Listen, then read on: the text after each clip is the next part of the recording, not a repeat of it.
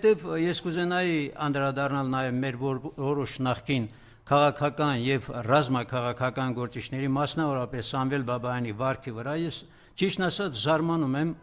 մարդը իրոք առաջի պատերազմում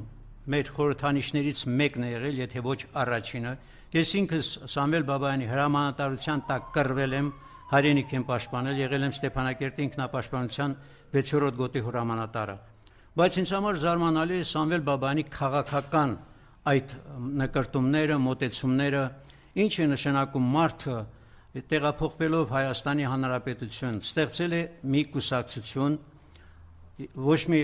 քաղաքական առաջընթաց չի գրացել, այնուհետև հաջորդ կուսակցությունը 21 թվականին մասնակցել է Հայաստանի ընտրություններին, 0.0 քանի 1% ձայն ստացել, նրանից հետո տեղափոխվել Արցախ, կուսակցություն ստեղծել, իհարկե 9 падգամավոր